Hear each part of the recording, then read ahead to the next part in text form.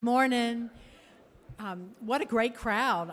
This is super. But if you have an empty space beside you, or if there's a gap between you and the person next to you, if everybody could kind of squish in together, and then that way the folks in the back can find a seat easily.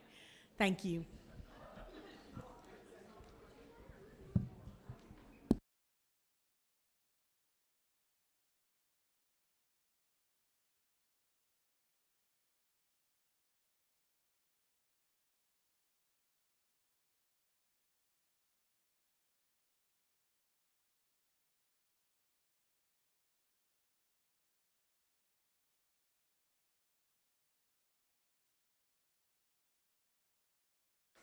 Just saying, there's still a few seats up front if anybody wants the front row.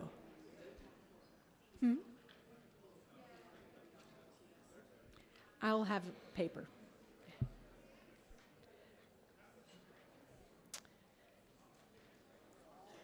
I want to open us in prayer.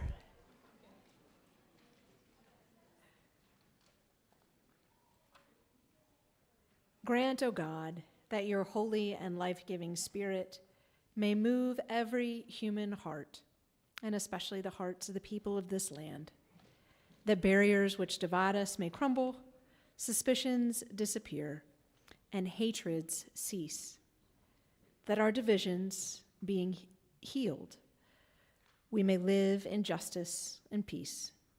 Through Jesus Christ, our Lord. Amen. All right, I would like to, is Alice here? There, right in front of me. I would like to call us to order. And Eugene Doschert, who is our chancellor, can confirm for us that in our bylaws, a quorum is constituted by the people who are present in the meeting. Well done, whomever wrote those. We have a quorum. And we will now turn the baton to our senior warden. Good morning, everyone. Can you hear me okay? Great. My name is Pari Kirsch, and I am thrilled and honored to be starting my second term as your senior warden. My husband Carter and I raised our two daughters here in this church, and we've been here many years, but this is actually my first time serving on the vestry. And I have to say that it is more fun and fulfilling than I even expected, so I appreciate that. Our first order of business this morning is that we're going to elect our incoming vestry class by acclamation. We had 4 wonderful candidates step up this year to fill the 4 open positions that we have. So I'm going to ask that we vote for them now by a voice acclamation to welcome our new vestry candidates. And I'm going to ask them to stand. Michael Reeves, who could not be with us today, MC Ragsdale, is MC here, Scott Bedingfield, and Emma Griffith. Thank you all.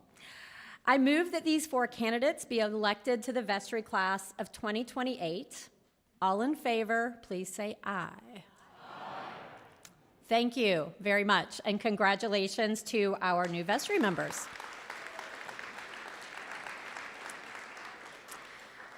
We are also welcoming a 5th new vestry member this year, Eliza McAllister. Not sure if Eliza, there she is, thank you. Earlier this month, the vestry voted unanimously to elect Eliza to fill the remainder of Faith Turchie's term. We are grateful to Faith for her many years of service on the vestry, and we welcome Eliza.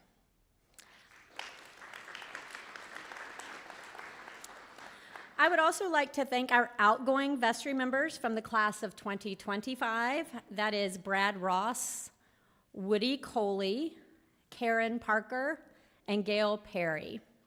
We so appreciate their years of service to the church and the vestry, and we hope you now enjoy a little extra free time with fewer hours spent in church meetings for the foreseeable future, but don't go too far.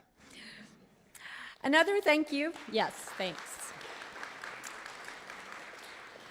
Another thank you goes out to Eugene Doschert for his 8 9, 10, we're not quite sure, we lost count.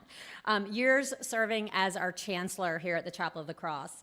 When Elizabeth Marie and I realized that he had done this for far more years than maybe he was originally asked to, we told him he could ease into retirement, and he very generously said he would not require that we pay him the 9 months of severance that we probably owed him. But we are so grateful to Eugene for his calm and confident legal guidance that has served us well for so many years. And we so appreciate everything you've done for our parish. So thank you, Eugene. And we now welcome Emily Mosley into this role for her, and feel confident that she will serve us equally well. I have promised her we won't ask her for an equal number of years of service. I would like to take a few minutes just to highlight a few of the things that we've accomplished in the past year, and particularly share my gratitude to those who have given so much of their time to get us where we are today. The biggest and perhaps most obvious accomplishment is the completion of our nearly year-long construction project to install our beautiful new organ and to shore up the structure of our sacred worship space. As I mentioned in my letter to you all in the booklet that you have, this project took a little longer than anticipated, as construction projects often do. However, we gained more than just a new organ. We strengthened our tower, we corrected foundational issues we didn't even know we had, we updated sound and HVAC equipment, and will soon add new lighting. This project could not have happened without the countless hours of blood, sweat, and tears, and I'm pretty sure I witnessed all 3 of those, from 3 individuals in particular. Melody Savage worked extensively with Resolute, our construction contractor. Brian Coggins, who you'll hear more from in just a few minutes, worked closely with Cassavant as they designed, built, delivered, and installed our world-class organ. And none of this would have happened without the devoted fundraising efforts of Amy Daubert that spanned several years.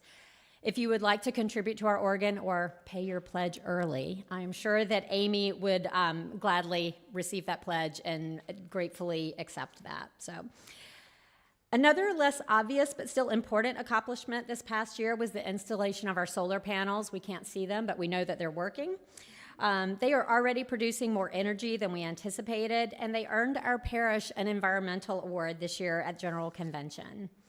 Many thanks to Tom Hinkle, Alan Reimer, and all of the Creation Care members for their work on this project that will serve us for many years to come.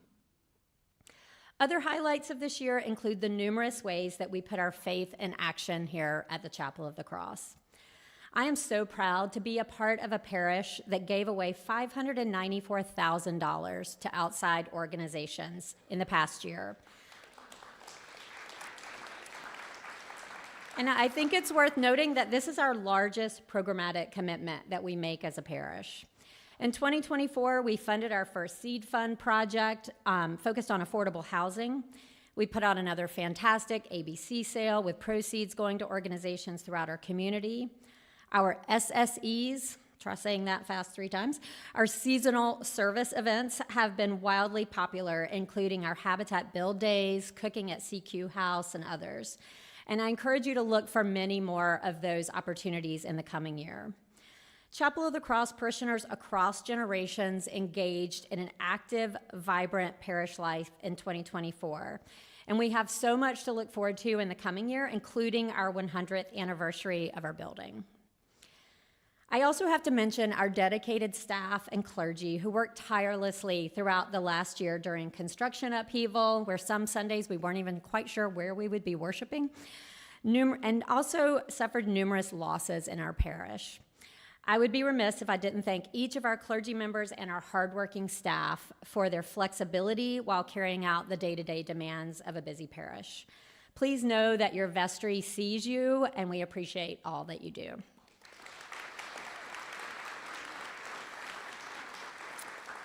And finally, I just want to give a huge thank you to you, the parishioners of the Chapel of the Cross.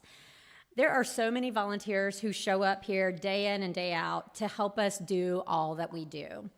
Your generous financial support allowed us to finish 2024 for the 5th year in a row with a surplus, which I think is remarkable.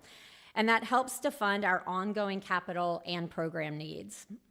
Our successful annual campaign From Generation to Generation, led this year by our stewardship committee and many other volunteers, will allow us to grow, serve, and care for one another in 2025.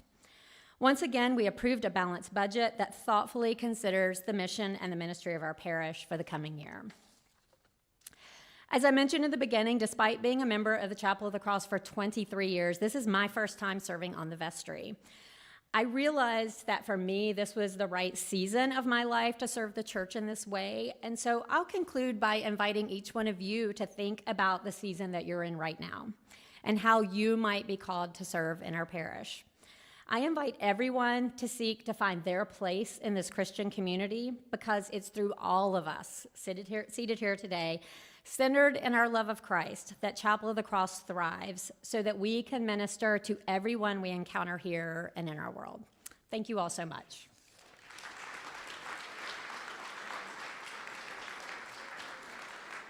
Thank you, Perry. Alistair Nevius, our treasurer, is up next.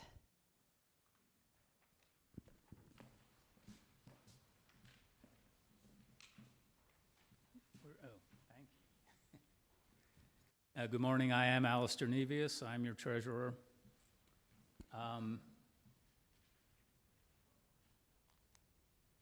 There we go. The rector tells me I only have 7 minutes, and so I'm just going to hit the very highlights of what went on financially in the parish last year, and a look forward to this year. But there was a parish financial meeting in this space 1 week ago, and it is available on YouTube. So if you want more detail, and you will, go to YouTube, watch the video. Brad Ross, who's the outgoing finance committee chairman, talked about the new investment committee. We talked about our endowments, and we talked about where we are and where we're going. So if you feel like you're not getting enough information today, go to the YouTube. The one thing that's not on this slide is the organ and the bell tower. But these were two of the biggest things that we did this year, as Perry mentioned and as Brian will mention, but they're not the only things that we did this year to help preserve our sacred space. There was the solar panel installation, new electronic access for doors, basement waterproofing, the list goes on, and part of our budgeting every year involves making sure that we have enough money for capital projects. And a lot of work went on here this year to help preserve this space. I also do want to shout out about the annual campaign, which was hugely successful. We have $1.84 million pledged. That is a record, and that allows us to fund a balanced budget for 2025, which as we've been able to do for the last several years. But I do want to put in a plug for pledging, because the budget committee gets together at the end of the year. They get requests from the various programs in clergy and staff and throughout the parish for how much they want to spend in the coming year. We can't fund those requests without knowing how much money we're going to get. So it's crucial to us to know early what our revenue is going to be for the next year. So please pledge early, pledge often. Faith in Action, which supports community and global needs, paid out $65,000 last year. But if we can jump to the bottom, as Perry mentioned, in total, the parish supported ministries outside the parish to the tune of almost $600,000, which is just amazing. So thank you for your generosity. Thank you for making all of this possible. I do want to jump back up to the 1842 Legacy Circle. This is a program that encourages planned giving in people's estate plans to support the Chapel of the Cross. We got 14 new members in 2024, and there's a total of more than 80. So I do encourage you to think about the Chapel of the Cross in your estate planning. And we received, because of this, several large bequests during the year from Gene French, Robert Lotz, Rebecca Warren, and Ed Yoder. And all of that is immensely helpful in keeping the church going and supporting our ministries. So, and finally, one of our priorities as a parish is to support our staff and clergy. And so just a couple of instances of that. Mary Cat took a sabbatical last year, and this year we're looking forward to Keith taking parental leave. So just it's not a vacation, as Sally tells me. So I just want to turn to our balance sheet briefly. This shows our finances at the end of 2024, and the next to the last column shows a comparison with year-end 2023. As you can see, we're generally in a strong position.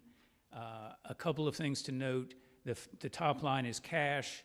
Cash declined mostly because we were spending it on the organ and on the bell tower and on other projects. So at the end of 2023, we had socked away about $2.7 million in a cash reserve to pay for the organ and other projects, and now we're down to about $1.8 million, having paid for those projects. So that was a planned and good thing.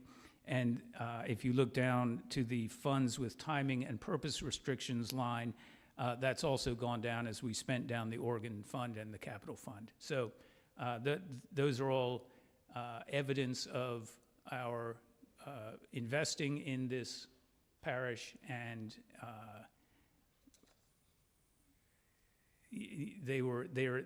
those are the only things to note, and they were good things. So turning quickly to our operating budget, as I mentioned, the vestry has approved a balanced budget for 2025. It is the biggest budget in our history, just over $2.2 million. That represents about a $139,000 increase over the 2024 budget. With the success of the full annual campaign and affirming our commitment to our mission, we anticipate parishioner support to grow by a strong 6% in 2025. The blue in the pie chart is parishioner support. Parishioner support is 88% of our budget. So thank you.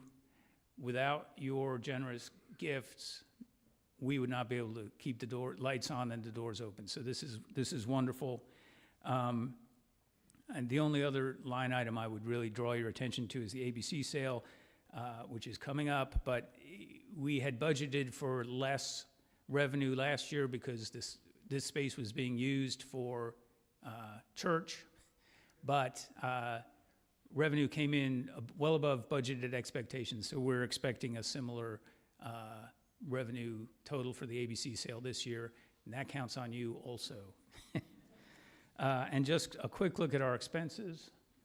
The operating expenses fall into large 8 buckets. We're not budgeting for large increases in most of those areas. You'll note that general and administration is going up. That is partly to fund a new part-time stewardship coordinator position. That's Stephanie Jenks. She works with Diane. The vestry approved the creation of this new position last year, and last year it was funded from the program fund, but this year it's being funded from the operating budget. And then the annual campaign also allowed us to increase our salary pool for clergy and staff, without whom this parish wouldn't function. So I'm glad that we can invest in our people. We're also investing in more nursery attendant hours to help families with children participate in more parish programs. And the last item is just the transfers to capital. I won't go into the capital budget, but we have made a commitment to transfer a pot of money every year and an increasing amount of money every year so that we have money available to pay for capital projects. So that is a great discipline for us to have, and it's so far working well.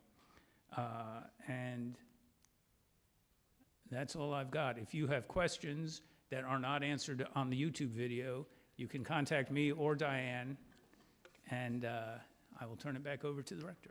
Thank you, Alistair. I'm going to invite Anita Howell and Sophia Honeycutt to come up. And as they are coming up, say thank you also to Jerry. So the church has been undertaking it sounds very technical, a human capital planning process. We did this for our building, and now we're doing it for our people. And so you might have participated in the January 26th listening sessions or clicked it online. And so they are here to tell us more. And one of the things I want to lift up in this process is Sophia and Jerry's participation as Episcopal Campus Ministry students, and just say thank you for their leadership and expertise that they're sharing. And you got to talk right into the microphone, as if you're eating the microphone. Thank you so much for everyone who took our survey. Thank you for participating. We've done important work so far in this church, and we hope to continue that and really take what's important to you guys and apply that to our future year. So we want to specifically be strategic about our human resources. So how are we participating in our church, and what will that look like in the future as far as need goes?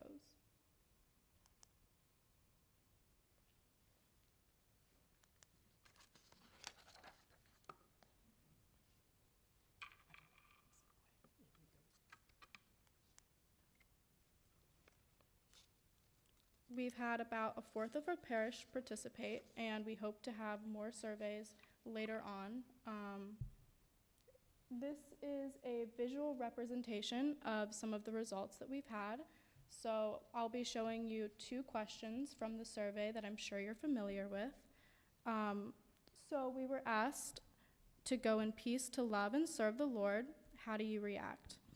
And then the next question we asked you was, when you read the core mission of our parish, how do you feel? Overwhelmingly, many people said, love, peace, serve, thanks, God.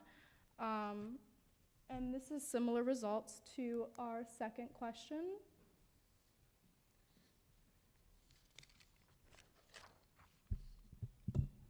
In which you can see there were a wide range of reactions.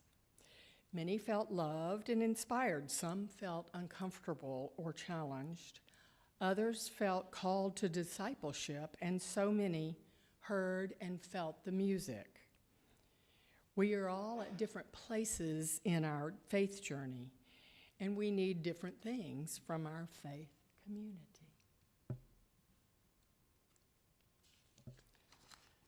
We missed the next steps. Not up there. You just want to talk through One them? more. Oh, sorry. I think you went backwards. Nope. No? Not there. Okay, well, so we're going to tell you what the next steps will be. There will be more learning sessions, more engagement to come, conversations with various groups conducted by the Personnel Committee, of which I'm a member, and more data and data crunching to come. And it will be shared with the parish, as will conclusions. The hope is to inform the 2026 annual planning, and for short-term and longer-term strategic planning that's to come. In the very short term, I hope you will join me in thanking Sophie and Jerry for the hard work they did. They crunched data on our snow days, you all. So,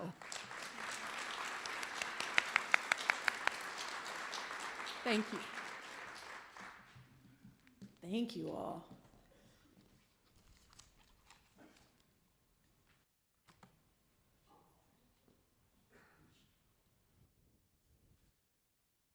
We're not to the organ yet. Okay.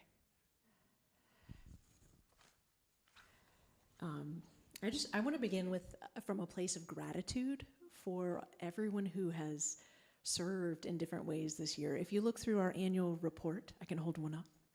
There are more up here if you don't have them. They're available online. But there's some really striking things as you look through about like the number of volunteers it takes to put together worship on a Sunday, the number of worship services we've had during the year, all of the ways in which our space has been used, and all of the ways in which folks have served out in the world. And so I want to say a special word of thanks to our outgoing vestry class, to Woody, to Gail, to Karen, and to Brad. There were some real highlights in the last year of both being the greatest number of dollars that the parish has contributed to our mission and ministry, so thank you, stewardship. And also the first time that we could find, sorting through the archives, that we've had a comprehensive investment philosophy and investment committee policy. And I think those things are really important for the ongoing fiscal health of our parish. I want to take a moment to recognize two different retirements. One is a thank you to Michael McVaugh, who's a retired professor from UNC and who has been the archivist here at the parish for 30-some years. We couldn't place it exactly, but he's been doing it over decades, and he has passed the baton. The good news is you still get to remember the name Michael, because Michael McVaugh has turned his keys over to Michael Hardy. And so we are grateful to Michael Hardy for having stepped into this role, and we'll get to hear later in the presentation some exciting developments that have been happening with 4 wonderful master's students who've been here week by week from library science, who are doing their capstone project in our archives. I also want to say thank you to Eugene Doschert, who has been our chancellor for at least 8 years, but I'm thinking longer. And I'm really grateful. We've done hard things together, and it is my sincere hope and wish that you never, ever have to read over another copier lease ever again. I want to lift up Scott Balderson. He's not retiring, don't worry. But this is a thank you to him and a way in which he was lifted up in our diocese. He's still assigned as our parish deacon for liturgical duties on Sundays, but he's been named the archdeacon of the diocese by Bishop Rodman, so he has a much larger role across the diocese, convening the work of deacons and that vital ministry in the world. I think as we look back on the year, I'm struck by how important y'all's engagement is. It's what makes this community thrive. So whether it's having an idea yourself and then saying, I want this to happen, how can I bring it to fruition? Or writing a note to someone whose name you read and prayed for in the prayers, serving on a Sunday, all of that matters. And I'm also, as I reflect back, really grateful to think about the ways in which folks have reported that they've been transformed by opportunities to serve inside the parish and outside the parish, at E3 camp, at Habitat, Build Days, as they've engaged with global mission with our partner in South Africa or partners in Ecuador. It matters. Perry mentioned, but I want to lift up again, Creation Care this year. Our Creation Care Committee received the Diocesan Thomas Droppers Award. He was a leader in creation care in the diocese. That award is given in his honor. Our solar panels are connected and working. We've diverted almost 100,000 pounds of waste from the landfill in our composting program. And that's significant. So thank you all. It's also been a year that it's joyful and heavy. We had a lot of baptisms. We also had 25 funerals. And so I want to name and acknowledge the ways in which the room looks different this year, those who have gone on before us, and also those new faces who have come, those adults who've been baptized, those who are saying, hey, what does it mean to be a follower of Jesus? I want to come and find out and be transformed here. as we look ahead, I hope that we can really invest our attention in the ways that we welcome and integrate and engage with one another as we talk about what it is for us to be a disciple of Jesus. Brian, I'm going to put you on deck. So we've got Brian Coggins, who is going to speak with us a little bit about the Cassavant Organ Project, and I believe this is your terminal act for having engaged in this project. And if it's not, you may never speak to me again. So, thank you.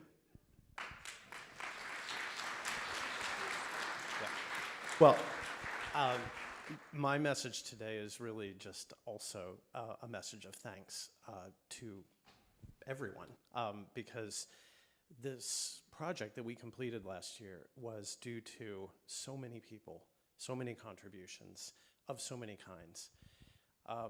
It started about 6 years ago. It's a little hard to place exactly when the first conversations began, but there was a first committee with a number of people, some of whom I believe are here today, but some of whom are not. And then there was the second committee, and there was a major fundraising effort several years ago, and a number of you contributed to that. It was not public. It was something that was happening just amongst people who cared about seeing this happen, and it raised $2 million very quickly, and it was extraordinary. And then we launched the project publicly, and we have now, 3 years, I guess, since that moment when we had the signing of the contract with Cassavant, when we began working with them very closely on getting the design worked out and working with engineers, architects here, and so on and so forth, and a huge fundraising effort here to make the project ultimately be funded fully, essentially. I mean, we're very, very close. So it's been an extraordinary collective effort on the part of so many people, so many volunteers, and then those financial contributions, which have been amazing. I mean, a huge proportion of parishioners pledged to support the project, and a huge amount of those pledges have been paid. So thanks to all that, and then thanks also to the patience and understanding of all of you over the last year as we disrupted things to do this project, as we had to move our worship into this space for a lot longer, unfortunately, than we had originally hoped, but it was not forever.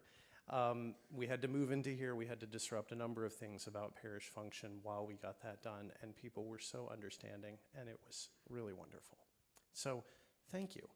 We have made it. It took 6 years. It took many contributions, but we're in an extraordinary place, and I think it has turned out to be a success, and we look forward to many, many, many decades, I hope, of service from our new instrument. So thank you.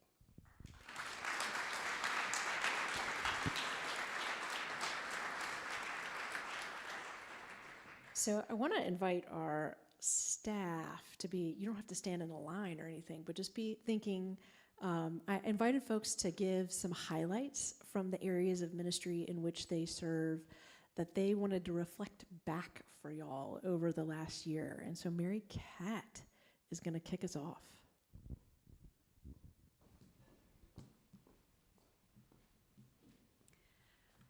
On the day I was ordained in the Episcopal Church in 2006, I received a card from my parents that said, "The day of my spiritual awakening was the day I saw all things in God and God in all things." When I arrived at the Chapel of the Cross 5 years ago, I received the responsibility of carrying forward the Lilly Endowment Grant that had been given to this parish in 2015. The title of that grant was My Spiritual Awakening, taken from this quote. Each of the projects that students were offered throughout the 10 years of housing this grant had the opportunity to connect students with conversations around the intersection of their spiritual life and their call in vocational work in the world. I've had the honor of walking with and witnessing student leaders and dedicated parishioners seek out ways of engaging these questions together through mentoring, vocational internships, finding your purpose forums, bringing incredible community speakers into our space for the My Spiritual Awakening speaker series, engagement with UNC students through Veteran Resource Center, through the Namaste Mind, Body, Spirit integration activities, and through transformative travel opportunities. As we submit our final report to Lily this month, it has been an incredible gift to hundreds of students and parishioners and to me to do this work in this time and place. As we sunset this project, we take with us many accomplishments, new learnings, and the opportunity to dream with God for what is next in our call to serve the university community here at the Chapel of the Cross. Thank you, Mary Pratt. Karen.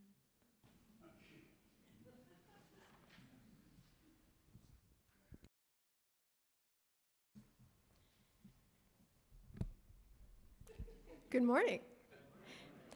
So in keeping with our annual theme, from generation to generation, I've been really excited about the ways that our youth are not just learning about, but really becoming part of some of the stories and relationships that are intrinsic to who we are as a parish. So last month, our 9th grade youth inquirers who are preparing for confirmation, many of whom are here now, thank you all. They spent a day serving at the Polly Murray Center in Durham, which is the Reverend Dr. Polly Murray's recently restored childhood home. And then just last Sunday evening, Miss Rosita Stevens-Holsey, who is the Reverend Dr. Polly Murray's niece, was able to be here and speak with and share dinner with EYC.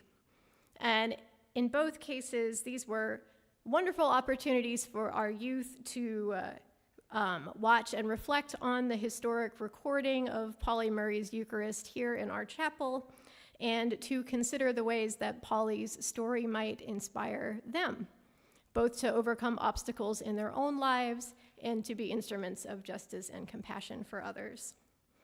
I'm also thrilled that our youth are growing in relationship with one of our global mission partners, Education Equals Hope, in Quito, Ecuador.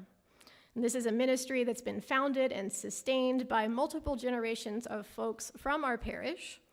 It's a ministry that has received multiple teams of adults on short-term mission, and I'm so excited that in June, for the first time, 12 of our youth will travel to Quito in conjunction with an adult team on short-term mission. So I'm so excited for these youth to experience the transformative presence of God and of one another through hospitality of our neighbors in Quito. So, and in the midst of all of this, we're still finding plenty of time for play, as you will see if you care to join us in this space at 5 o'clock to play Hungry, Hungry Hippos. Thank you. Thank you, Karen. Father Keith Esposito. Hi, y'all. I just wanted to say two brief things. One is to echo some of the comments that have already made today about the wonderful faith and action work that our parish is engaged in. This includes what you've heard about, various projects and missions of our committees, Creation Care, Global Mission, and the Outreach Committee. It also includes our seed fund, which is preparing to launch our second application and make our second gift sometime in 2025. And it also includes just various other ways in which we're serving the community. One of the biggest ways in our seasonal service event calendar. The idea with these seasonal service events is that they are intergenerational, regularly occurring volunteer opportunities in which everybody in the parish could participate. The next one is the ABC sale that you've all heard of, and so please put that on your calendar. But just going in the vein of what our senior warden said about thinking about how you can serve the parish, I just want to let all of you know this Faith in Action area is always a place in which parishioners can be serving. And so if you want to know more or if you want to talk about where to plug in, please come see me. And the second is I just wanted to highlight and lift up some really wonderful things that are happening within our men's ministry here at the church. These include a couple of regular ways in which we meet. There's a group that meets on Thursday mornings that looks forward to the lectionary readings for upcoming Sundays. There's an evening Bible study that takes place on Tuesday nights. And then there's other gatherings that happen throughout the year in which we talk about things ranging from men's mental health and wellness to just cooking breakfast together and hanging out. We're actually going to have a gathering tomorrow night in which we'll say evening prayer and also prepare something for the variety show. And so, men of the church, if you want to know more about any of those opportunities, please come talk to me. We'd love to have you. Thanks. Thank you, Keith. Jeff Crawford serves as our communication manager.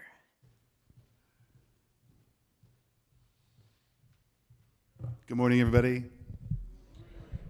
One of the most exciting things that, one of the exciting things that's happened since I've been here is exploring the history of this place as somebody who's very interested in history. It's been really great going down into our archives. We had a wonderful suggestion this year that we should reach out to the School of Information and Library Sciences and see if they have people who would be willing to help us with that. And they were, and they have a master's practicum intern, and there are 4 interns that we have this semester. They are currently moving our archives upstairs to be better preserved. They're currently moving them into acid-free boxes and folders in order to keep them preserved, sorting them, making a finding aid. So we're excited to be partnered with the university in this way, as a devoted Tar Heel especially. They have been wonderful, and they're working with Michael Hardy, our new archivist. And there's a lot of exciting things to come with it, including bringing in digital stuff, accepting papers. There are a lot of papers at Wilson Library we've found of vestry members. We're looking to accept new archive materials. So we will be in touch about that, but it has been a great opportunity for our archivist interns. They are very excited, and they think that their program will continue on through different semesters and different cohorts. So it has been wonderful. And I would finally like to say, we still need live stream volunteers, and anybody who wants to work with me in telling our story, reach out to me at communications@thechapelofthecross.org. Thank you. Thank you, Jeff. Diane. Diane McComey is our parish administrator and stewardship coordinator.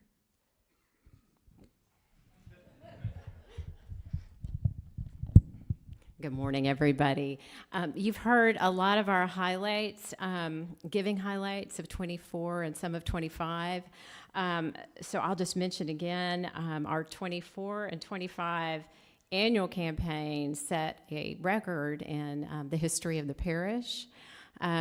Sally Goodnight chaired our 2024 annual campaign. She was a dynamic leader. As you heard, our stewardship committee chaired this recent campaign. And then we are looking toward 2026 already. So if you'd like to learn more about helping with the campaign, I'd love to talk with you.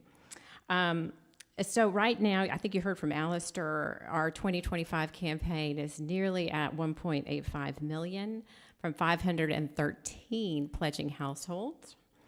And again, it is about the money, but it's about what we can do with the resources to do all that God calls us to do as a parish. So thank you so much.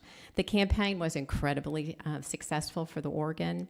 And 350 parishioners and friends pledged and contributed more than $3.4 million. So it was tremendous success.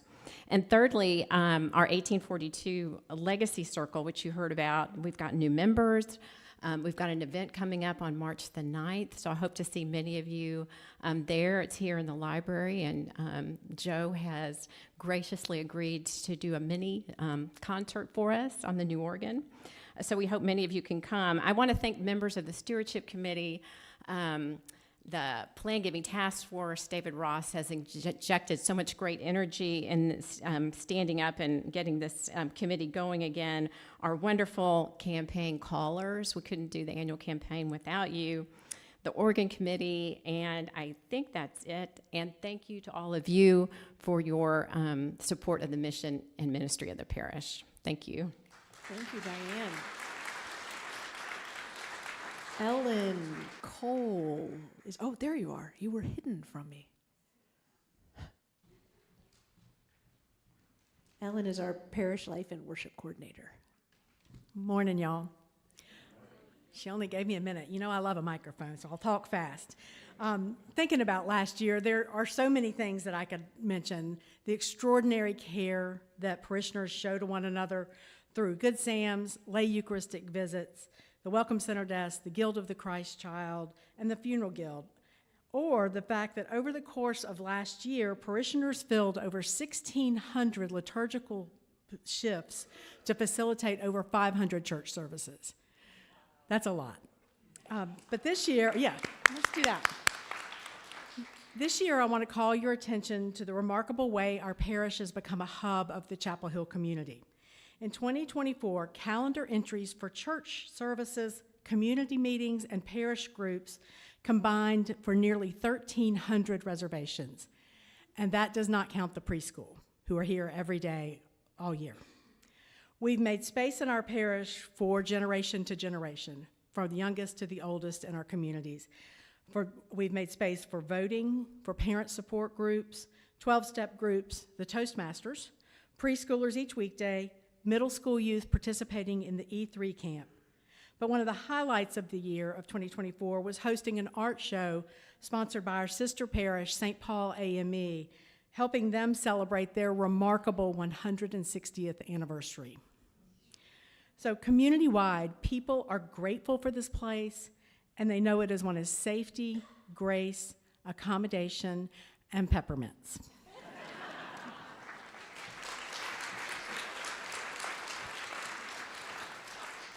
I think, let's see, Dr. Joe Cosby is next. He has to get ready for a service. He's already ready.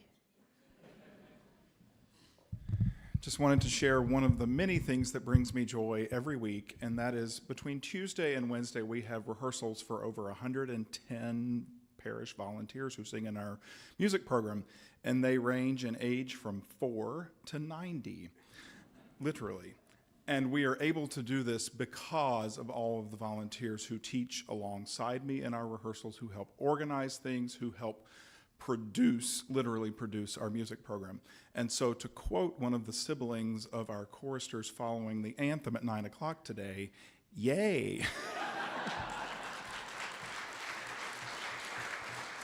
So I think given that our current theme is generation to generation, and Boykin Dunlap Bell, our Director of Christian Formation, works with all the generations, and she's on the slide. It is really hard to sum up all we did in formation in 1 minute. So I'm going to look at the formation programs through the lens of racial justice and healing. I'm the Director of Christian Formation. I'm also the liaison to our Racial Healing Committee. So I'm going to name 3 things. The first is in September, we showed the movie I'm Smart Too, which is about racial equity in the Chapel Hill Carrboro City Schools. That was a collaboration with St. Paul AME and the NAACP, and we had people of all ages there. We also showed our commitment to future generations and their education. Next, I'm going to name the fabulous one-room schoolhouse that our Global Missions Committee created in the basement for 3 Sundays. This was a chance to introduce our young people to our mission partners in Ecuador and South Africa. So here we are building relationships, not just across generations, but across international borders. And finally, our Racial Healing Committee is in the process of making a self-guided tour for the chapel. It will involve QR codes that you can scan with your phone and read and eventually listen to narratives about the history, the truthful history of our chapel. This will make it possible for parishioners and visitors of all ages to enjoy and understand this sacred space. That was pretty fast.